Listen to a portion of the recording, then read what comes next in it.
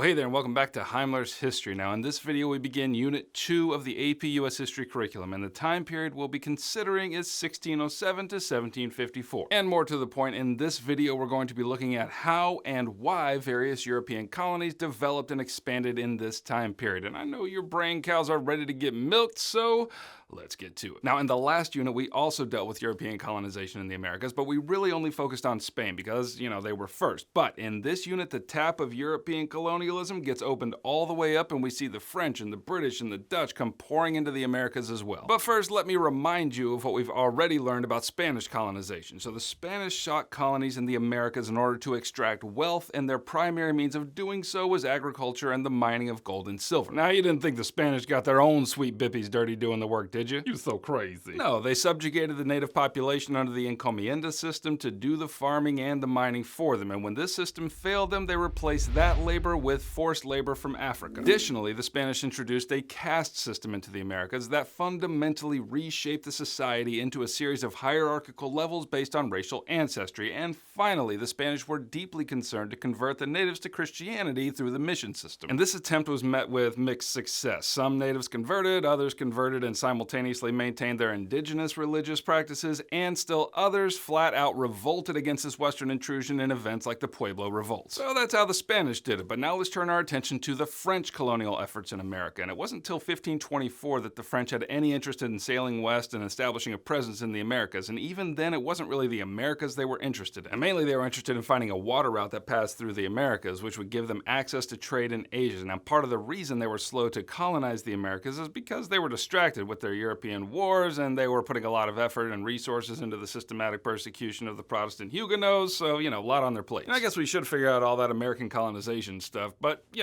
them Protestants ain't gonna persecute themselves. Anyway, not finding a suitable water-based passage through the Americas, the French decided that the Americas might be a good place to squat after all. And so in 1608, Samuel de Champlain established the first permanent French settlement called Quebec. Now, French colonial policies differed from the Spanish. The French had a much greater interest in trade than in conquest, especially the fish and fur trade. And compared to the Spanish and the English, and we'll get to them later, relatively few French colonizers showed up in the Americas. And despite the permanent settlement in Quebec, mostly the French just established trading settlements all throughout North America. So that's what you really need to get into your brain folds about French colonial settlements during this period. It was really about trade for them. And this goal even led some French traders to marry Native American women so that they could have kinship ties to those vast trading networks among the various native peoples. Oh, isn't that what every little girl dreams of? A dashing man, all speaking French, asks for her hand in marriage so that he can have economic ties to her people. I mean, it really is a fairy tale. Anyway, an example of this kind of relationship was the French interactions with the Ojibwe Indians in what is today Canada. Now, the French fostered alliances with this group of natives, and in doing so, cultural exchanges did occur. The Indians benefited the French because they were skilled in the process of preparing beaver pelts for market, and the French benefited the Indians by introducing iron cookware and farming tools, as well as manufactured cloth. Okay, so that's a taste of French colonial settlement. Now let's have a look at how the Dutch did it. And the Dutch, also seeking a water-based passage through the Americas, sent Henry Hudson to find it. Needless to say, he did not find it, but sailing up the river that would later be named for him in this region right here, he went ahead and claimed that portion of the country for the Dutch, and by 1624 that would become a colony called New Amsterdam. Now, the goals of the Dutch were mainly economic, and the establishment of New Amsterdam facilitated these ends. It became a trading hub that attracted other traders and fishermen and farmers. And the Dutch differed from the Spanish in a significant way. Although the Dutch were proudly Protestant, they really had no interest in converting the natives they encountered to their beliefs. For the Dutch, it was all about the hooch. Okay, now let's turn our attention to the British efforts to colonize the Americas, because their efforts are going to be most important for our study of U.S. history. Let's talk first about their motivations to colonize, and chief among their motivations for colonization was economics. The English economy had changed drastically as a result of the Columbian Exchange, and because of England's wars with France and the costly conquest of Ireland,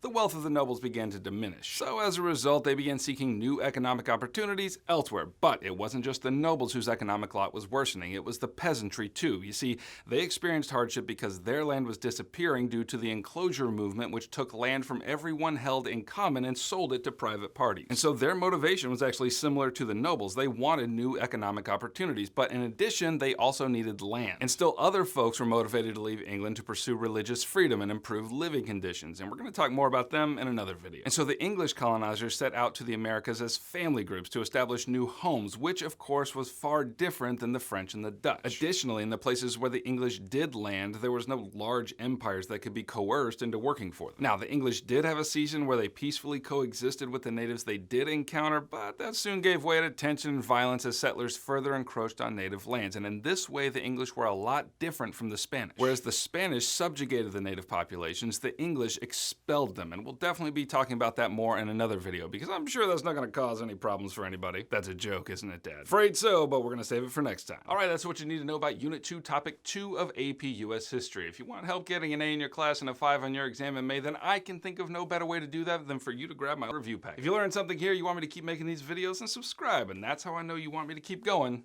Heimler out.